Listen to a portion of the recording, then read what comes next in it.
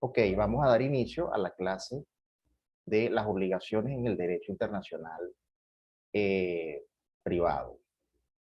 Es decir, esto tiene que ver obviamente con el principio libertas voluntatis. Aldo se conectó, qué bueno. Eh, el principio, ya, un momentico que no sé qué le pasa a esto aquí.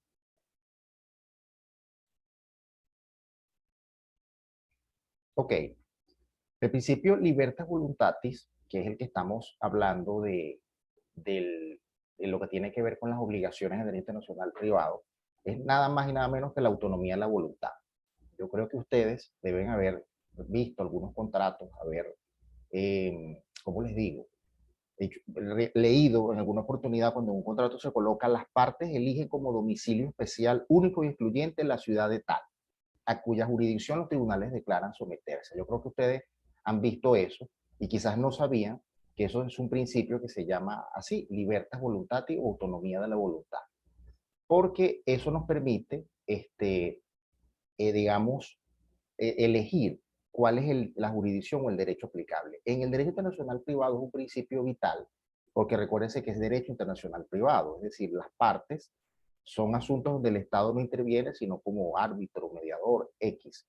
En el derecho internacional privado prevalece la voluntad, la intención de las partes, es decir, desde un contrato privado, desde un matrimonio, desde X aspecto de derecho, es bueno que las partes ya sepan en todo caso. Entonces, fíjense, en libertad voluntatis, en materia de obligaciones, el principio de autonomía que denomina la autonomía, el principio que denomina la autonomía de la voluntad, ya que las partes contratantes tienen la facultad de escoger la legislación a la cual regirse. El artículo 29, las obligaciones convencionales se rigen por el derecho indicado por las partes. Es decir, nosotros vamos a establecer qué derecho vamos a aplicar. Es decir, si usted va a hacer un contrato internacional, por así decirlo, usted va a importar mercancía y está comprando y todo lo que implica, usted compra la mercancía en China y la va a pasar por Panamá para llegar aquí, para venderla en otro país. Imagínense usted la cantidad de derechos que están involucrados allí.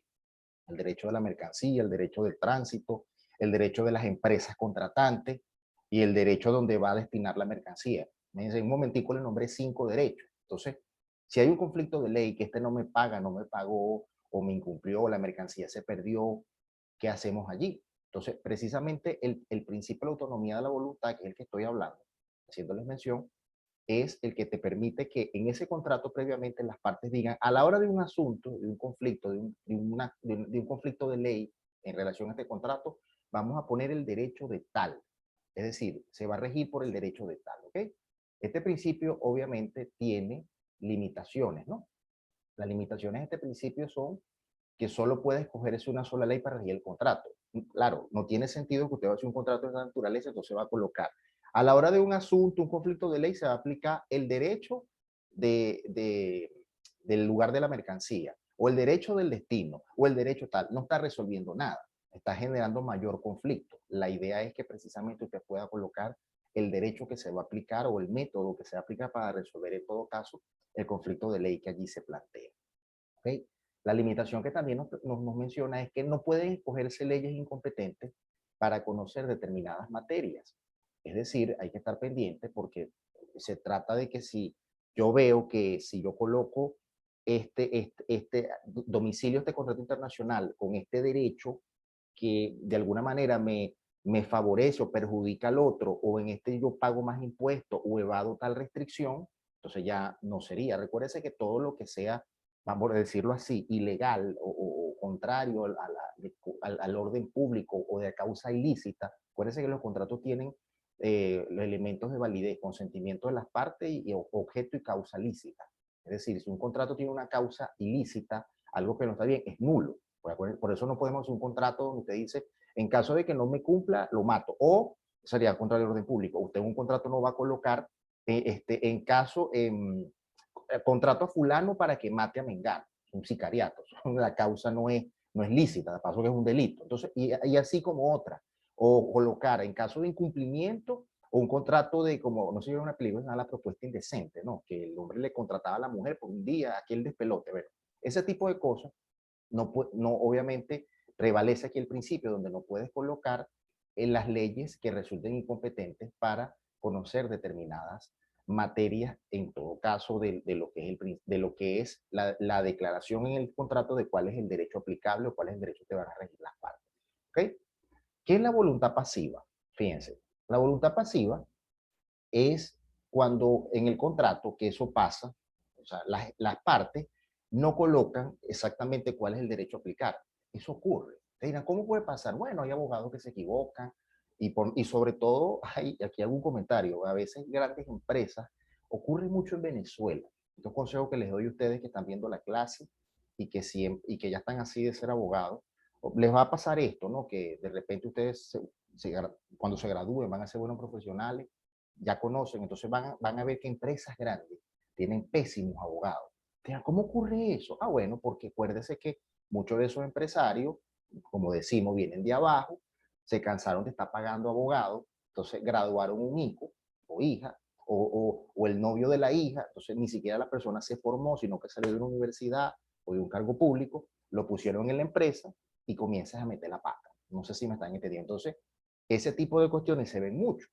Entonces la gente busca, no, yo tengo mi abogado, mi abogado. Acuérdense que culturalmente se cree que el hecho de graduarse abogado de la universidad ya tú estás preparado para ejercer y sabes todo. Falso, tú aprendes los conceptos básicos, doctrinarios, teóricos. De ahí viene la verdadera capacitación, la carrera, el ejercicio, otros aspectos. Si no hay preparación, ok, de lo que va en teoría y práctica, usted está mal. Eso pasa mucho en las empresas, se los digo porque yo he visto horrores. Entonces cuando digo, ¿quién es el abogado de la empresa? No, el hijo del dueño. Un muchacho que estudió por complacer papá. No tengo nada en contra de eso, pero si vas a hacer algo, capacítalo. O sea, por lo menos ponlo en un bufete de abogados para que agarre, trote y que prenda lo que... Entonces, bueno, esto estoy dando un ejemplo de cómo puede pasar que una empresa grande, transnacional o de gran producción, se vean errores que la persona en el contrato no se colocó cuál es el derecho que va a aplicarse en todo caso de lo que es el, la autonomía de la voluntad o la libertad voluntad. Fíjense que el tema en sí, obviamente, es libertas voluntatis, es decir, la autonomía de la voluntad en latín, porque estamos explicando que esto, como para el recuento, que en los contratos las partes tienen la posibilidad de colocar cuál es el derecho que va a ser aplicable previendo un eventual conflicto de ley. Repito el ejemplo que di al principio, les recuerdo esta clase corta, que es cuando existen varios derechos involucrados en un contrato internacional, generalmente son de materia comercial o un contrato de obra. Ustedes deben saber que muchas veces se contrata a una empresa transnacional para que haga el movimiento de tierra, otra para que construya ¿cómo se dice?, la infraestructura de la fábrica, y otra empresa para que ponga la puesta en marcha, otros la capacitación tecnológica, imagínense. Y resulta que, vienen inversión, bueno, no ocurre en Venezuela, porque la razón es obvia, pero vienen inversionistas de fuera y ponen aquí 3 o 4 empresas. Imagínense usted el monstruo de lo que implica, cuántos derechos ha involucrado allí. Recuérdense, hay que respetar el derecho de cada una de las empresas donde se constituyeron, el derecho de los materiales, el derecho de la tecnología. En un contrato de una naturaleza de esa pueden haber 7, 8 derechos, imagínense. Claro, es un contrato más complejo. Pero bueno, supongamos que esto es un contrato sencillo, el ejemplo que le estoy dando, donde iban a importar, iban a hacer algo menos complejo. Y resulta que el abogado redactó y no colocó cuál es el derecho aplicable, no estableció que en caso de un conflicto de ley se va a someter a arbitraje o una serie de aspectos. Entonces, tenemos que analizar esto que está aquí. No sé si las láminas se ven, porque aquí en la pantalla me aparece algo que no sé, pero voy a seguir con mi clase. La voluntad pasiva es como que vamos a resolver cuando las partes no colocan que el derecho va a aplicar. Tenemos que nosotros, como resolvedores de conflictos de ley en el derecho internacional privado, cuál derecho le vamos a aplicar. Entonces, las soluciones son estos 3 sistemas. Como pueden leer aquí, sistema de la ley personal. Sistema de la ley personal es el que permite que en caso de que no se sepa qué derecho aplicable, si en un contrato de esa naturaleza resulta que ambas partes son de nacionalidad mexicana, lo más sensato sería aplicarle el derecho mexicano. O resulta que en ese contrato las partes o el domicilio de la mayoría de los socios de las empresas es Estados Unidos, apliquémosles derecho americano, porque estamos rigiéndonos o estamos aplicando la ley personal. Recuerden que la ley personal es lo que tiene que ver con nacionalidad o domicilio. Es decir, vamos a aplicar la nacionalidad o el domicilio de las partes contratantes. Les repito, cuando en el contrato de naturaleza internacional, por así decirlo, de derecho internacional privado, las partes no hacen uso de la autonomía de la voluntad, es decir, de la libertad voluntatis, y queda el vacío, hay un sistema que permite que se tome en cuenta o se aplique el derecho de la nacionalidad o el domicilio de las partes. ¿Ok? Espero me hayan entendido. Tenemos el sistema de la ley de celebración del contrato, es decir, que nos dice que en dónde se firmó ese contrato. Yo puedo haberles explicado ahorita que un contrato, le nombré un ejemplo de una puesta en obra, ¿no? Por decirle, en Venezuela. Resulta que tecnología china, no sé qué, maquinaria de la India, una empresa americana, una empresa francesa, alemana, y capital venezolano, X. Imagínense todos los derechos que están allí, pero resulta que el contrato se firmó en Londres. Porque a todos los genios de allí se les olvidó decir, apliquemos tal derecho. Pero el contrato se firmó en Londres. La celebración es el lugar donde se firma.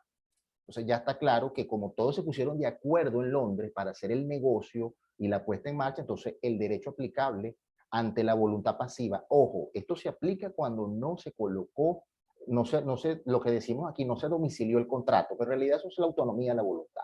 Cuando las partes no colocan eso, según el ejemplo que di, se va a tomar en cuenta el sistema de la ley de celebración de contratos, una alternativa. Repito, le estoy dando las alternativas de interpretación de la voluntad pasiva en ausencia de la autonomía de la voluntad. La solución es aplicar el sistema de la ley personal, aplicar el sistema de la ley de celebración del contrato, que como les dije, es donde las partes se reunieron para firmar, tomarse los whisky, el vino y la cosa para celebrar el contrato. Allí se aplica. ¿Okay? Ustedes se ríen, pero es que esto se trata de, así es la vida en la realidad, esto no estamos inventando el derecho en la sociedad. ¿Ok? Y la otra posibilidad que también nos da la interpretación de la voluntad pasiva es el sistema de la ley de ejecución del contrato. Es decir, nosotros tenemos que, en caso tal de que no nos convence mucho el sistema de la ley personal, porque sigan habiendo muchas nacionalidades o domicilios, o resulta que en el sistema de la celebración del contrato firmaron una parte en Londres, después se fueron a Nueva York, porque allá fue donde entregaron la plata en Wall Street, y después entonces terminaron en Francia, donde dieron ya todo lo que es los contratos de ingeniería, procura y construcción, que resulta que son tecnología alemana. Imagínense, en un momentico, celebrando el contrato, pisamos 4 derechos. Sigue el problema. No sabemos dónde. Entonces nos vamos al tercer sistema, que es la ley de ejecución del contrato. ¿Dónde se ejecuta el contrato? Se supone que es en Venezuela, porque van a explotar, no quiero decir términos porque son polémicos, oro, es otro saqueo, o van a encargarse de hacer otro tipo de problema de la luz, por ejemplo, van a recuperar el guri. ¿Dónde va a ser el contrato? En Venezuela. Entonces aplicaremos el derecho venezolano en caso de que exista un conflicto de ley, a pesar de todos los derechos involucrados. Confírmenme así con la mano, háganme así si entendieron el sistema de la voluntad pasiva. Paula me confirma, espero que me confirme Aldo, Vanessa, que no me escuchó, parece. Entonces, Aldo me dice que sí, ok. Cualquier duda, igual, creo que aquí está el chat. Me perdonan que esto es un poquito así, pero yo prefiero, como les dije hace rato, creo que no se habían conectado algunos, prefiero tener aquí para ver si grabo esta clase, la debo estar grabando, si no, bueno, ustedes son afortunados, para poderla subir y que la vean los otros compañeros, porque yo sé que hay mucha gente que, a pesar de que esta semana, ¿cómo es que? Eh, radical, entre comillas, no están trabajando y tienen que echarle pichón. Entonces, bueno, sigo avanzando. Esto no son muchas láminas, creo que son 8 láminas, debo ir por la mitad ya o más. Ok, sistema venezolano. Nosotros no nos dimos mala vida, acuérdense que aquí en la Ley de Derecho Internacional Privado está claro, ¿no?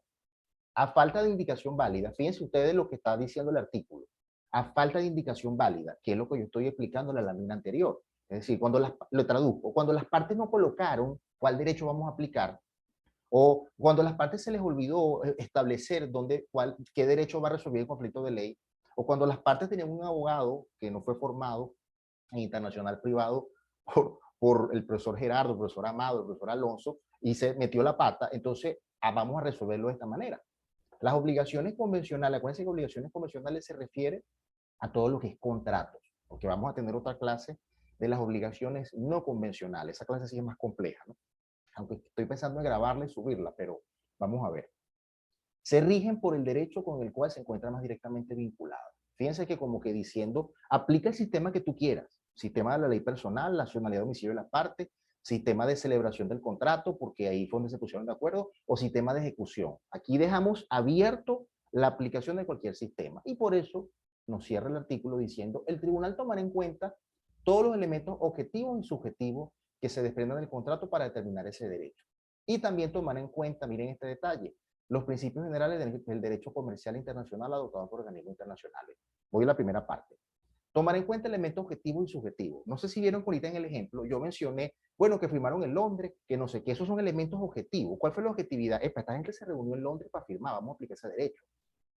Ese contrato se va a ejecutar en Venezuela porque ahí es donde va el recurso, la plata.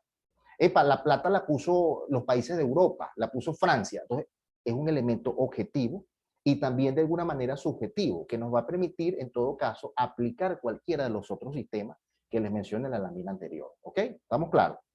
Y nos da una solución más salomónica. Yo creo que de verdad el derecho internacional privado es una materia compleja. De verdad, miren, yo les puedo comentar aquí antes de explicar esta última parte, y hablo en nombre de la cátedra. Miren, uno aprende derecho cuando estudia esta materia, porque tienes que saber, escuchen, todas las ramas de derecho civil y también de derecho público, porque tiene relación, porque desde los tratados, tiene que saber hasta penal, o sea, porque toca de todo, tienes que saber familia. Y por eso yo les digo que esta materia te permite abrir el criterio, la mente. Cuando usted aprende a pensar aquí, vean los artículos de la ley, uno que habla aquí, aprendes a pensar en abstracto, hasta cuando te llegan casos complicados, tú le das la vuelta. Así que de verdad, agárrenle cariño a esta materia. Respeto las otras, pero esta es interesante porque esta es la que los va a poner en los palitos, sobre todo en la otra clase que van a ver. Espero que no se la pierdan, tengo ganas de hacerla por Zoom y de repente esta misma semana voy a explicar todas las obligaciones no convencionales, el hecho ilícito, los cuasicontratos, gestión de negocios, que actualmente son comunes. Oyeron, la gente cree que no está regulado, claro que sí. Ahí vamos a hablar lo que es un gestor, porque es legal ser gestor. Ojo, no se confunda con tráfico de influencia, pero bueno, es otro tema. Entonces, miren la última parte del artículo, retomo la clase. También tomar en cuenta los principios generales del derecho comercial internacional aceptados por organismos internacionales. Es decir, está diciendo este artículo, a la hora de que los sistemas, esto está muy complejo, vamos a ver qué dicen los tratados internacionales en materia comercial. Créanme que no tienen vacío. Eso ya están cubiertos porque hay intereses de por medio. Hay plata. Y eso obviamente de una vez va a decir, en caso tal de que los estados, perdón, los estados no, que las empresas contratantes o las partes contratantes no colocaron tal cosa en el negocio tal, aplíquese esto o sométase al arbitraje de tal. Listo. Por eso te lava las manos el artículo 30 cuando establece que se tomará en cuenta los principios generales. Estos principios generales, para que sepan, también incluye lo que es la costumbre internacional. Esto se ve más que todo en aspectos de transporte marítimo, de importación, de aspectos aduanales, que a veces hay conflictos, pero ahí se resuelve todo porque el mundo no puede parar. No sé si vieron en estos días lo que pasó con el barco, no sé si vieron ese caso que el barco curiosamente se atravesó en el canal de Suez por allá, no sé si lo viste, algo, que se atravesó el barco así y trancó el tráfico. Eso fueron, creo que no sé cuántos, 9.000 billones o millones de dólares que causó pérdida. Imagínense ustedes eso. ¿Cómo se resolvió eso? No solamente fue la palita ahí que de manera irresponsable, creo que le tocaba a Egipto mover eso, porque fue de ese lado, sino que hay polémica todavía y actualmente eso se está resolviendo en aplicación de los principios generales de la costumbre, porque no se había visto nunca y no hay nada escrito, sino que supieron que ya la costumbre de ver cómo se resuelve, porque parece que el barco ese Evergreen, creo que se llama, lo van a multar. Entonces ya vieron que había un vacío, ay no pasó nada, no pasó nada, ahora vas a pagar la multa porque ocasionaste no sé cuántos daños y pérdidas. Entonces, notan cómo el derecho está en todo, hasta en un barquito que se atravesó. Yo honestamente creo, me perdona, eso es obra del nuevo orden mundial. Sabotear la economía, así como el virus, todo eso. Me imagino que eso es para trancar la cosa y cuidado un día esto trancan en el canal de Panamá. Dios guarde, tiran una bomba ahí, el tráfico, ya vieron que funciona sabotear puntos clave, porque según la explicación, el barco tuvo un problema del software del GPS, imagínense usted. O sea, por Dios, unos barcos, cualquiera se mete y los hackea, casi así. Bueno, sigo avanzando. Bueno, esto forma parte de la clase, ¿no? Internacional. Tienen que nutrirse. ¿Ok? Esto es como un análisis. Esta lámina yo la subo. Recuérdense que yo después que subo la clase les pongo ahí la lámina porque para que la descarguen y la mediten. Uno lo que hace es explicarla aquí. El tribunal tomará en cuenta todo lo... esto ya lo dije, ¿ok? Los derechos... Ok, no, perdón, esto ya está repetido, no sé por qué está dos veces, ok. Conclusiones, miren. Aquí me interesa que ustedes sepan tres cositas. Voy a devolverme rapidito porque creo que tengo chance. Sí, tengo chance todavía. Me quedan como 15 minutos. Fíjense, conclusiones. El objetivo de esta clase, ¿verdad? Como les dije, es la libertad voluntad, autonomía de la voluntad. Esto que está aquí. Libertad voluntad es lo mismo que autonomía de la voluntad. Si en un examen, en un caso, Hablé de la libertad voluntaria, usted sabe qué es esto, ¿ok? No, que hay que ser, no, libertad voluntaria, ¿ok? Que es lo que las partes pueden, en derecho internacional, privado, y también, no necesariamente internacional, en un contrato civil usted puede colocar contrato de arrendamiento, lean, agarren un contrato de arrendamiento, el que tengan en la casa, y lean al final. Van a leer, las partes eligen como domicilio especial único y excluyente la ciudad de Barquisimeto o la ciudad de Caracas, a cuyos tribunales declaran someterse. Eso es autonomía de la voluntad. Aquí se aplica más porque es derecho internacional privado. Entonces, ahí estamos claros. En un conflicto de ley de un contrato, ¿qué derecho se aplica? El que establezcan las partes. ¿Me entendieron? Ese es el principio.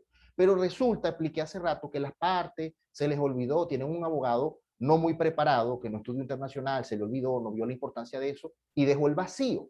Entonces, ¿qué derecho aplicamos? Nos vamos, ahora las limitaciones no importa mucho, pero sepan que es una teoría.